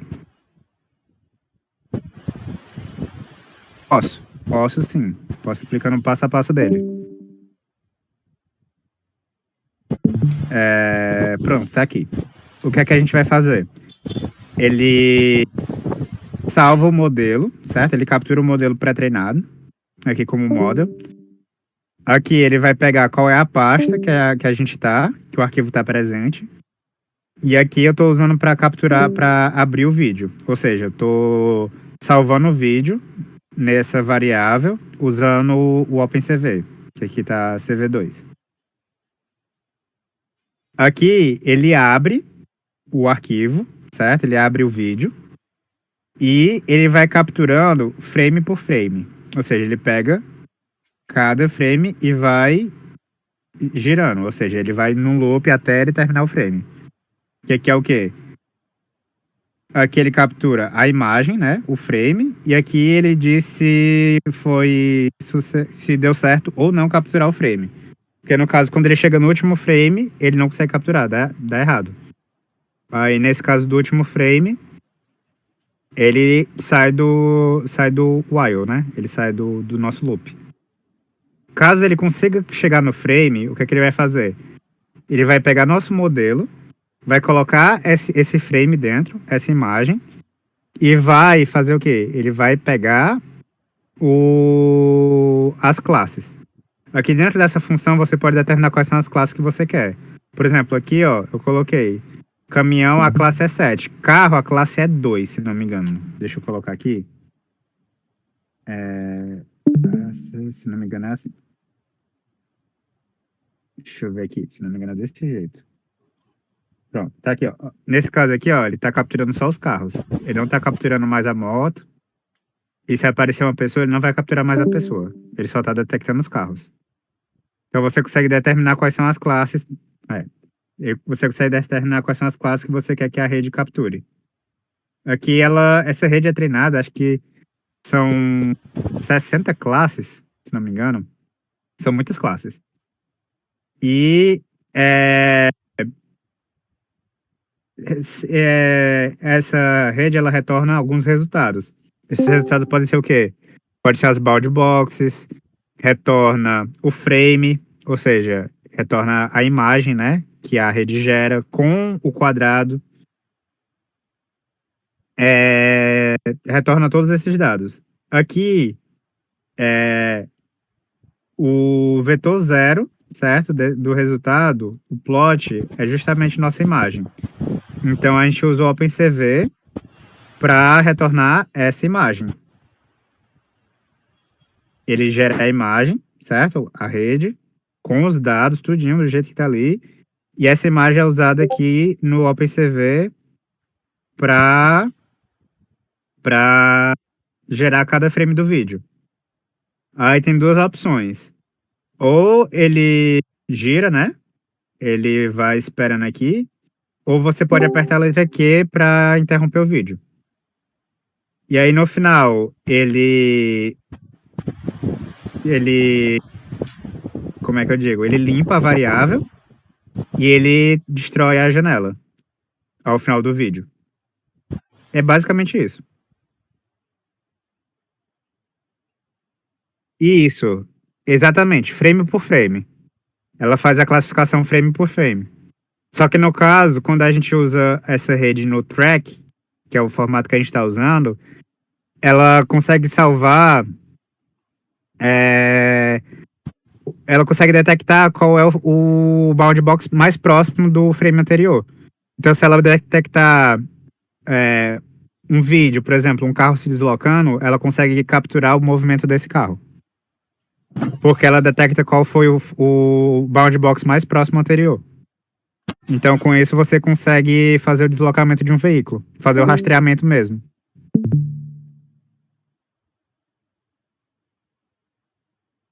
Certo?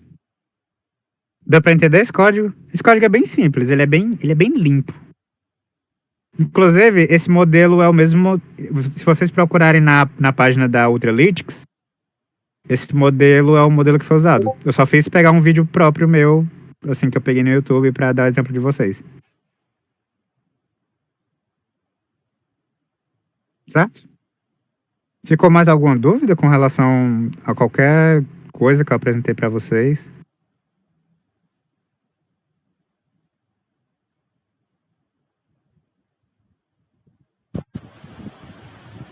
Podem perguntar, sem problema nenhum. Quiser perguntar alguma dúvida que tenha ficado da parte da CNN também, porque a CNN realmente é um pouquinho mais complicada. A CNN, você consegue entender ela bem se você fizer as disciplinas de processamento de sinais, no caso, sinais de sistemas lineares, porque a primeira disciplina que vocês veem convolução é em sinais de sistemas lineares.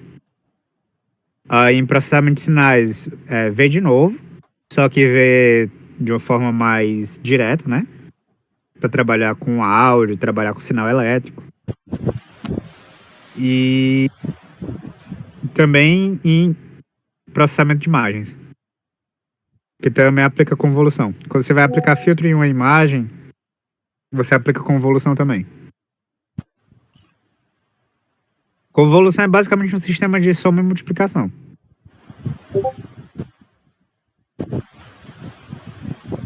Pronto. No caso, eu estou usando a CNN dentro de uma rede siamesa. Deixa eu abrir aqui, ó. Por exemplo, se eu quisesse pegar as classes, só as classes, eu poderia treinar essa rede com essa parte aqui, ó. Cadê? Com essa parte aqui. Considerando cada um desses neurônios aqui na saída como sendo um número. Então, 0 é 0. No caso, 1 é 0, 2 é 1. Cada neurônio desse representando uma classe. Eu poderia colocar justamente essa entrada aqui, essa saída, e dizer qual é a classe. Então dizer, isso aqui é a classe 1, isso aqui é a classe 2, isso aqui é a classe 3, certo? E isso aqui já seria uma CNN. Só essa parte aqui, ó, já é uma CNN. Aí no caso, eu tô usando duas CNNs, compartilhando os pesos, para poder fazer uma rede siamesa. Aí a saída dessas duas CNNs eu coloco numa função de distância e coloco um neurônio na saída para determinar se as imagens são iguais ou não. Ou seja, eu estou usando uma CNN dentro de uma rede siamesa.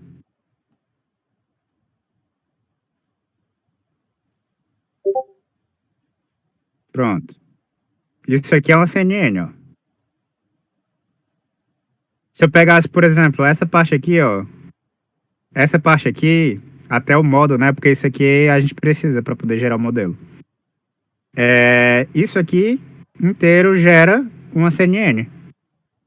Aí no caso aqui, a imagem da esquerda a gente coloca dentro de uma CNN, a imagem da direita a gente coloca dentro de outra CNN com os mesmos pesos, ou seja, duas imagens iguais é para dar o mesmo valor. E a saída delas vai para um cálculo de distância. É basicamente isso. Estou usando a CNN dentro da nossa rede siamesa. Eu vou mostrar para vocês um exemplo extra aqui. Eu só vou ter que esconder rapidinho a tela, mas eu vou mostrar o exemplo da rede que eu usei para o meu mestrado. Eu vou mostrar para vocês. Vou dar esse gostinho para vocês aí.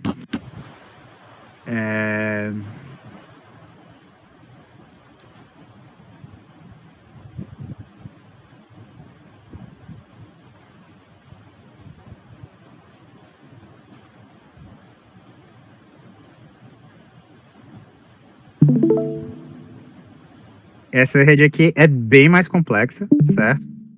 Bem mais complexa. Deixa eu fechar aqui. Olha o tanto de funções que eu estou usando. Aqui os dispositivos que ele detecta. Ele detecta as duas GPUs. E isso aqui é só para gerar o dataset, certo? A partir das imagens. Aqui é a quantidade de dados que eu estou trabalhando. No caso aqui, só para... O número total de imagens é de, se não me engano, são 17 mil, eu acho, no total. Aí aqui, ó, isso aqui para treino, para teste, para validação. Aí o modelo da CNN é muito mais complexo, certo? Porque eu estou trabalhando com imagens maiores. E eu estou usando um modelo que é chamado VGG, baseado no VGG. Isso aqui tudo é a rede neural, certo? Isso aqui tudo ainda chega até aqui embaixo. Aqui eu estou usando 5.000 neurônios na camada densa e 2 neurônios na saída, porque ele quer retornar se um áudio é verdadeiro ou falso a partir de uma imagem. Né? Pior. Mas não, isso aqui realmente é porque é bem mais complexa essa rede que eu tô treinando. Isso aqui é a rede do meu mestrado. Então, tá aqui. Ele passa por um gerador de dados também. Isso aqui são algumas partes da rede. Isso aqui é a parte de entrada. Isso aqui são elementos de convolução que tem dentro. Cada um desses. Isso aqui é a imagem da rede completa. Não dá nem pra ver direito. Deixa eu ver se eu consigo abrir aqui em outra.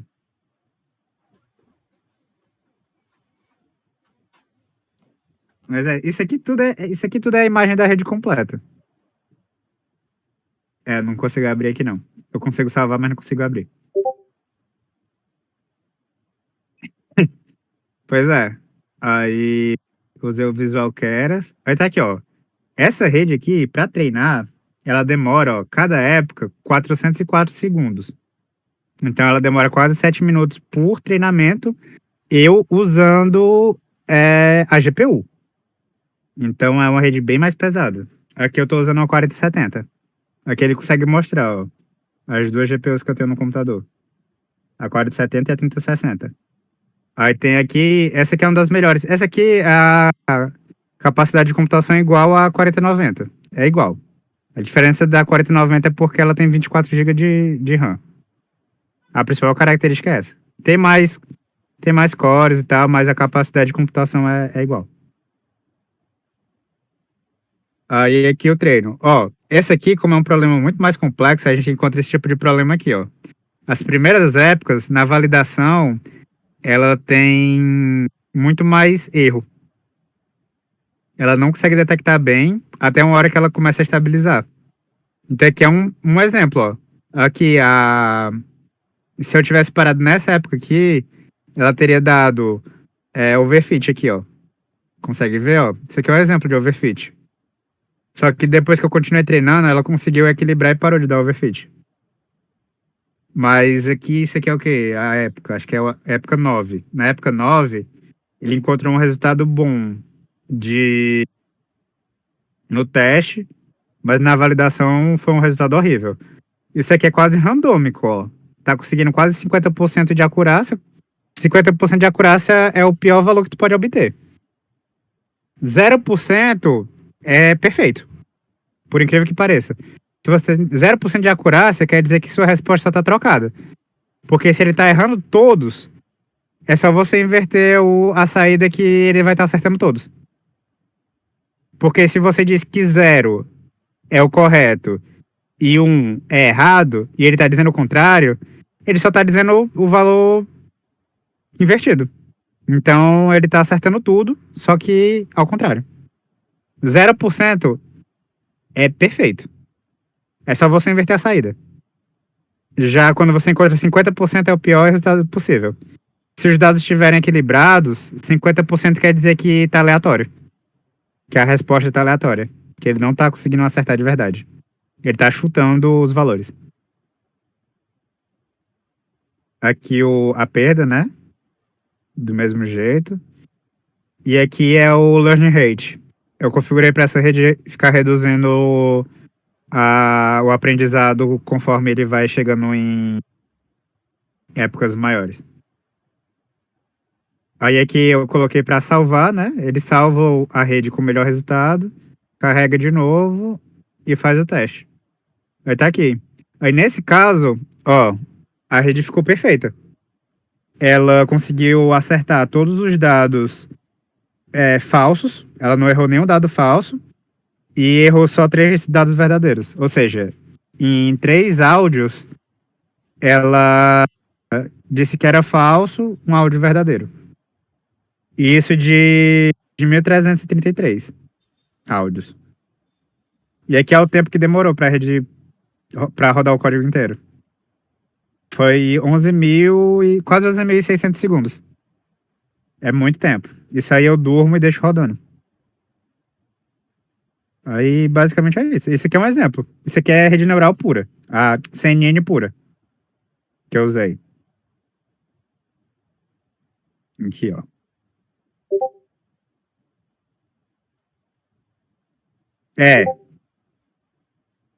É, com essas configurações estava rodando. Quando eu coloco para rodar ela completa, dá 7 horas para rodar. 8 horas o código inteiro, né?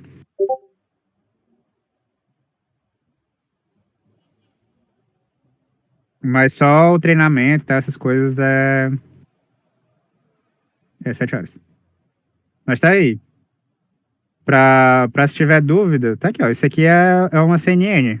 Ela é a sequência de dados aqui, ó, de convoluções. E essa sequência de convoluções, ela termina aqui, ó. Isso aqui é a nossa camada totalmente conectada. Daqui pra cá.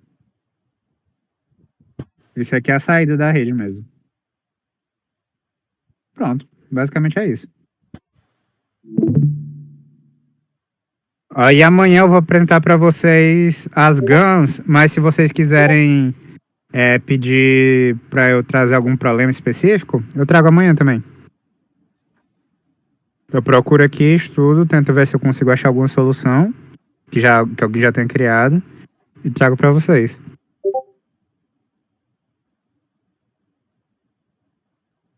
Sim, isso aconteceu várias vezes, viu? Eu já passei.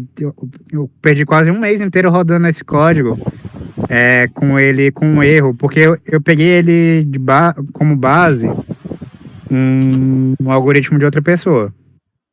Aí quando eu fui vendo a quantidade de erro que tinha, que dava a resposta errada, foi horrível. Aí eu perdi quase um mês só corrigindo o código. Não, fica não. Não fica não. Se tu quiser, tu ainda pode fazer o sistema para mapear as cores, identificar onde as cores estão presentes. Então, tipo assim, eu quero ver onde é que tem uma predominância de cor azul na imagem. Ele consegue te retornar.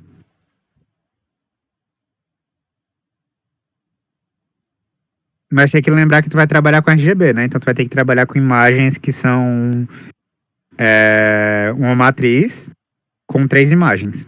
Uma para cada. Uma matriz para cada cor.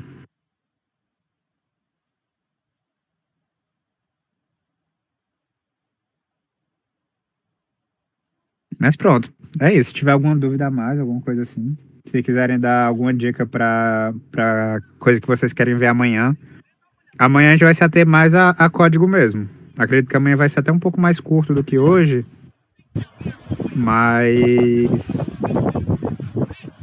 Mas é isso. Se tiver alguma dúvida, alguma coisa assim, se vocês quiserem anotar também, amanhã eu respondo. Até pra não ficar muito tarde, que a gente já passou aqui uns 6 minutos, né?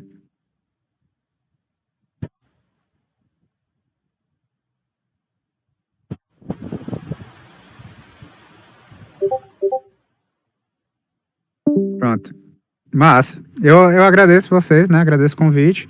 E também, se amanhã, pra vocês hoje mais tarde, né? Mas pra mim amanhã, vocês quiserem colocar algum problema que vocês queiram que eu tente trazer pra vocês, eu trago. É 5 horas a mais. Agora são 9h10 da noite. Quase 9h10.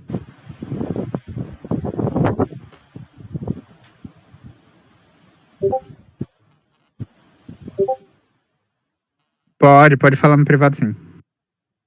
Eu tô nas Europa. Tô na Suíça.